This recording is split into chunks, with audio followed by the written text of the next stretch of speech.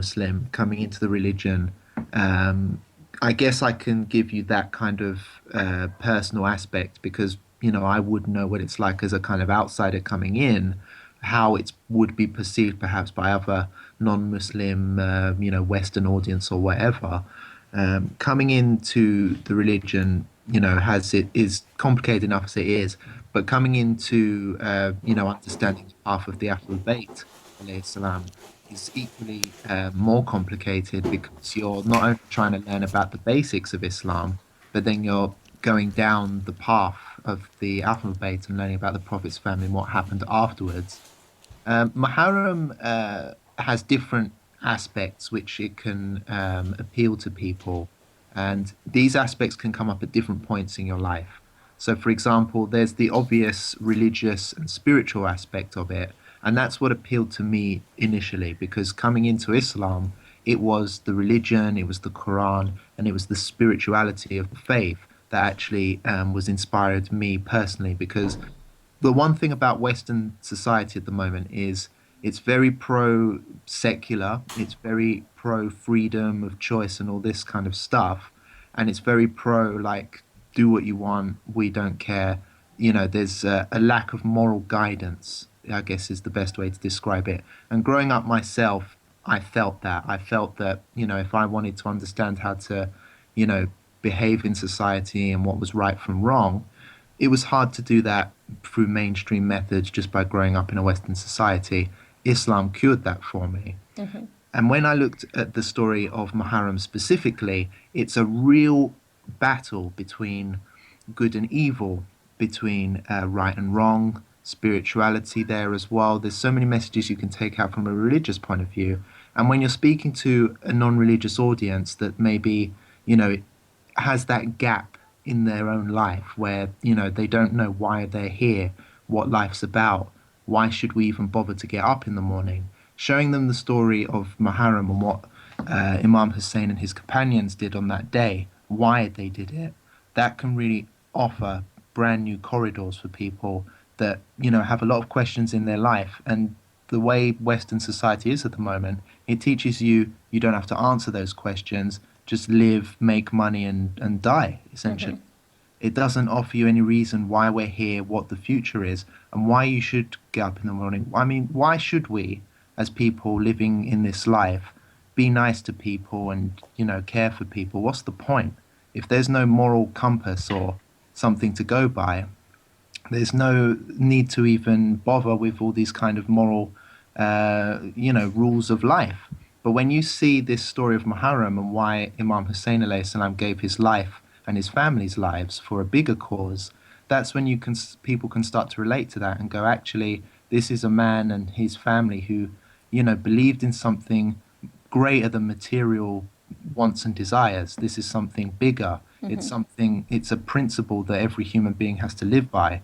And that's how you can really appeal. But there's other aspects to it as well, like the political. Imam Hussein represents the oppressed in society, and people around the world always look for characters that can kind of give them the reassurance and the bravery to carry on against injustice in society.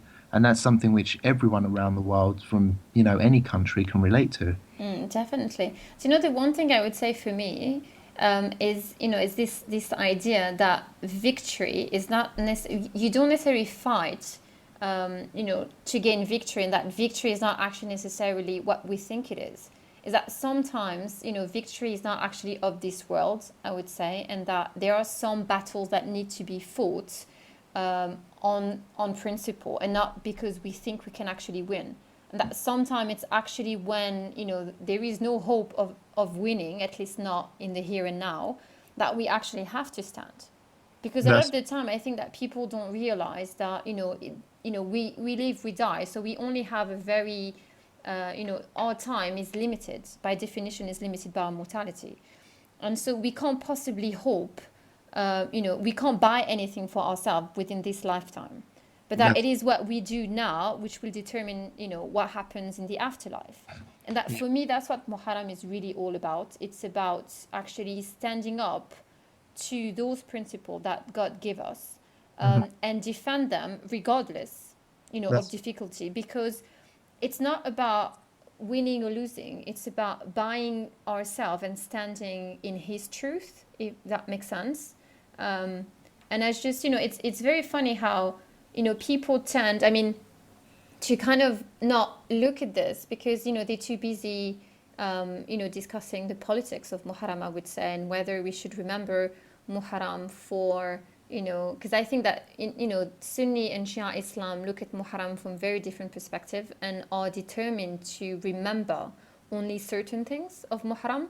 For example, if you look at Ashura, which is, I mean, regardless of whether, people are Sunni or Shia, it is a very defining day in Islam.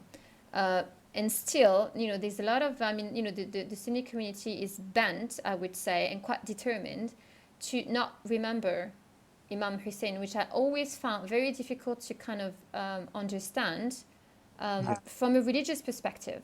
Because I'm thinking, when I was doing my research and trying to, to learn about Islam quite simply, I always wonder why would we not, universally agree that Imam Hussein has been one of the greatest figure in Islamic history, regardless of his legacy, regardless of his religious legitimacy, regardless of where he came from, but just as him as a man.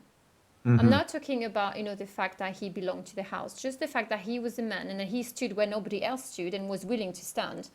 Yeah. He did what he thought was best for his people. So he, rather than just become responsible for just his family, he decided to, take upon himself to defend, you know, the world, I would say, because his stand was not just for the Muslim community, but just in general. It was just a matter of principle that tyranny should not define who we are, what we are, and how we conduct our lives. That there is something better to strive for, and that is worth defending. And still, you know, Muharram has divided the community when it was actually meant as a, I would say, to unify, the Yeah. Muslim community. So how do you understand this divide? Because I personally find it very difficult to reconcile with the idea of Islam and that, we should, there are certain principles that are universal actually. Not even just Islamic, but are universal. And still Ashura is being meant as a divider, and a lot of people refuse to even acknowledge his martyrdom, which I just find very difficult to understand from a religious standpoint. How can you justify this willingness to actually almost commit murder a second time around by denying his legacy? Yeah, well, I think you made a very good point there. I mean, the fact is that the true. I actually read an article very interestingly. It was actually from a non-Muslim who was talking about the Sunni Shia divide in Iraq, and he actually was discussing briefly the who Imam Hussein was and why he was buried in Karbala.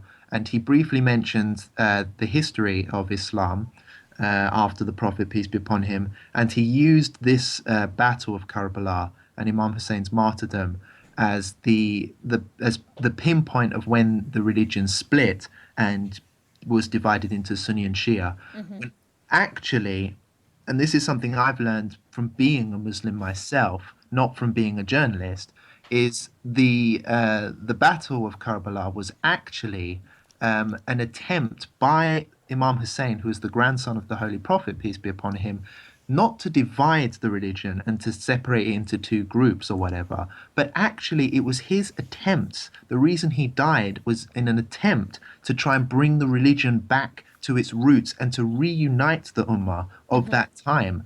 And that's what is the real shame about what you said earlier, actually, is the fact that there are groups today that are using Muharram as a means to divide and to criticize other Muslim groups or sects or whatever.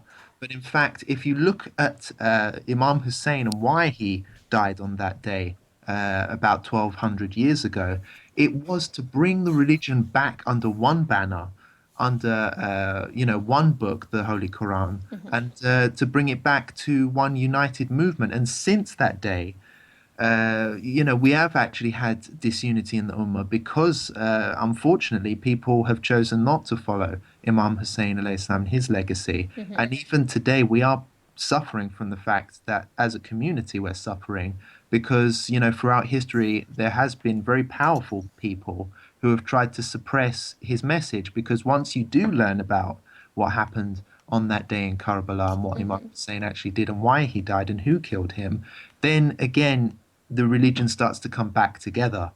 And that's why people actively, from specific countries in particular, try to hide that story because there's a risk there of their corruption being exposed and from the people of the religion actually uniting again. You see, Sunni Shia divide or even Shia divide is actually profitable for certain individuals. So to hide or manipulate the true message of Muharram is actually very profitable and protects some pretty bad people.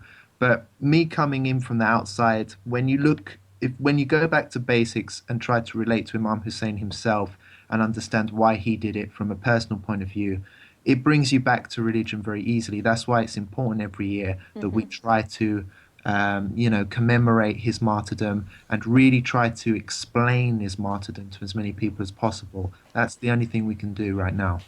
No, it definitely. Do you know, I just found this very interesting because, today I would say we almost condemn to kind of repeat, the same mistakes. I would say where a lot of people, a lot of the time, when confronted with the history of what happened, and they read about the betrayal because it is a tale of betrayal.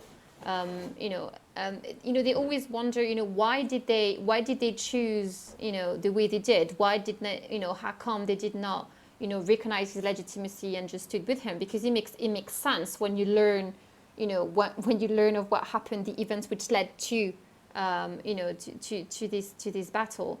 But at the same time, we're still doing those same mistakes. We're doing the very same thing because we actually allowing, I think it is greed, ambitions, and kind of a skewed sense of legitimacy to justify what it is that we do and the choice that we make.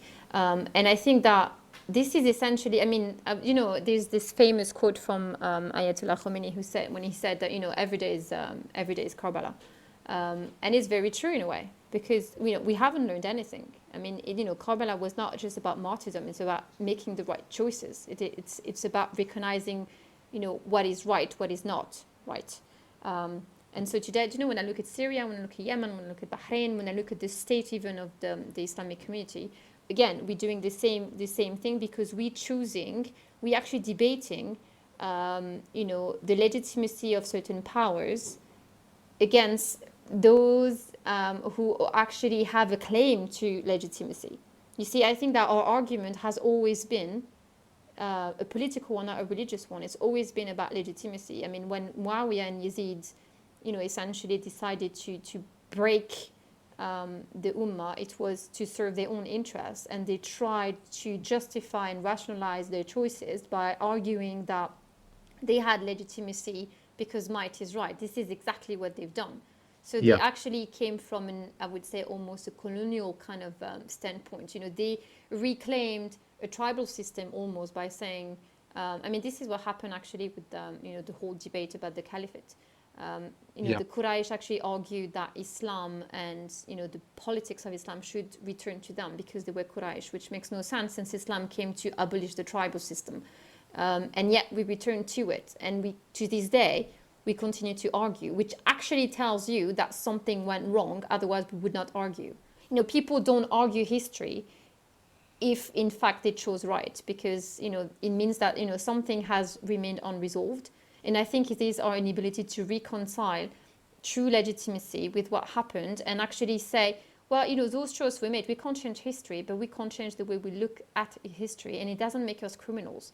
Because I think a lot of the time we try to justify the choices which were made that that our forefathers actually abide by and just followed for whatever reason they had, because I think we feel it's a betrayal of our history in a way, and that we painting ourselves as criminals. But for me, it's beyond that. It's just stating that yes, mistakes were made. Maybe we ought to change course and actually stand on the right side of history. And this is not denying anything. It's just stating a different kind of truth, I think. But it's just like you said. I think it's very disheartening that people are using what happened during Muharram to actually divide rather than unite. But Yeah. maybe those are the lessons we need to learn. I'm not sure. But I'd be interesting in kind of even though you kind of talked about it already, but as since you came to Islam, you were not born into it, so you had to do your own research, like me, Yeah. and kind of decide what it was for you and what it meant for you.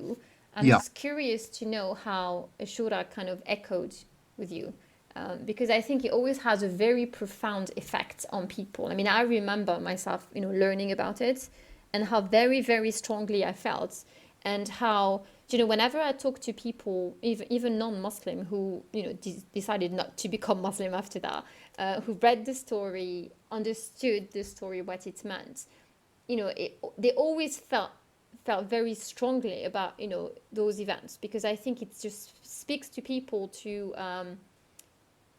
I don't know. It's very real to people for some reason. There's always very strong reaction. People don't are not just disinterested when they read about you know Muharram, when they know Yeah. about it made me personally very angry. I could not understand it. I could not understand how you would choose to go against Imam Hussein, because it made no sense to me whatsoever. If anything, out of, I would say, respect for the Prophet's family, if not out of religious duty. So I would like to know, like, what it meant for you, and how it kind of whether it changed the way you look at not just Islam but everything else.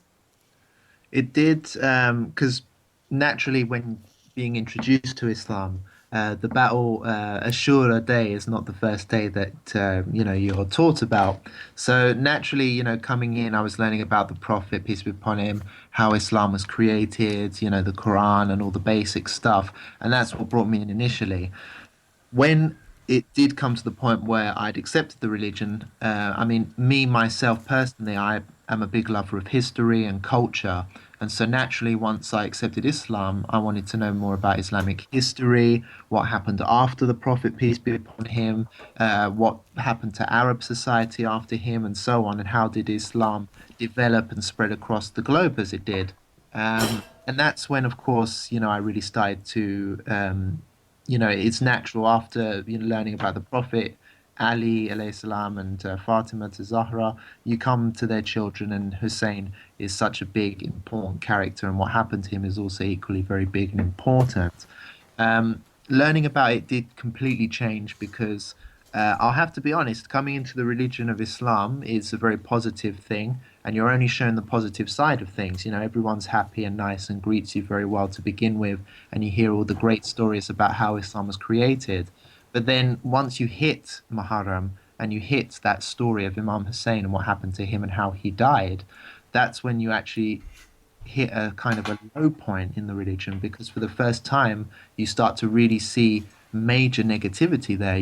There was disunity, there were traitors at that time, there were people who abandoned the original message of Islam, and that's the most upsetting part of it. But going back to what I said earlier, what Hussein did and what he means can change throughout your life. And initially, the religion of Islam for me was all about, love and connectivity and, peace and harmony. But what Muharram did for me, and what the Day of Ashura has done for me, is it's also shown me that actually there are times where everything's not so amazing and happy in this life, and you actually have to realize that there is suffering, that there are people in this life who, don't have freedom, who are oppressed, who are, victims of cruelty and inhumane treatment. This is what actually brought me into Judaism itself. The fact that there are people out there who are not living the same life as me, that don't have the same freedoms and benefits that I do. And that's why it's important to look at what happened to Imam Hussein, take what he did as a great example, and realize that actually, if I want this world to be a better place, I actually have to do a lot of hard work and a lot of suffering myself in order to try and lift the rest of the world up with me. Because if we don't all work together as a team, if we're all just sitting back and relaxing, like so many Muslims did during that period, then we can't blame ourselves when someone important like Imam Hussein alayhi salam becomes a martyr, because there just weren't people there um, to help him at the time when he needed it. No, definitely. And it also gives you a sense that, because people very often have this notion that, for example, great people don't have great tribulation, and that, their greatness kind of secure them in a way, and makes it easier for them. Because a lot of the time, this is kind of the argument that people say is that, oh, it was easy because they were who they were. It was easier for them. I beg to differ, because when you actually look at what Imam Hussein and even his brother Imam Hassan did, it was just a long path of selflessness. I mean, everything that they've done, they didn't do it for themselves. They did it for their religion. So I think it kind of, and this is what I think we should learn as well. Maybe is that it's not being Muslim is not just taking responsibility for yourself, but for other people as well. In that speaking truth is actually harder to do. And I'm not talking about I'm not talking about acting against. I'm even just talking about speaking truth in the face of injustice. Is actually it's an act of jihad. It's actually the greatest jihad, I think. Fighting comes easy to us. I think it's just actually stating truth when it's most dangerous, which is difficult. And again, this is something I think, again, Muharram teaches us, because, when Lady Zainab was brought to Yazid's court, I think she, for me, represents the greatest freedom fighter of all time, because she actually stood there, as a woman, as a member of the house, and she defied tyranny in the face to face, when she knew she could have been slayed right there and then, but she did not fear death, because for her, I think, a greater death would have been to just stay silent. Yeah. And this is maybe something we ought to learn as a community, is that, we have a greater responsibility to the truth because we were actually told the truth. Yeah, we have to remember that, these are people that didn't have, the luxuries that we have today. I wanted to thank you so much for your time. It was really nice talking. It was really lovely to to hear your thoughts, because it's nice not to talk. I mean, to talk about it from a religious standpoint, but not to get too much into the details of this, because I always find it fascinating to hear what people actually, how they feel about it, rather than discuss religious technicalities. So Yeah. thank you so much.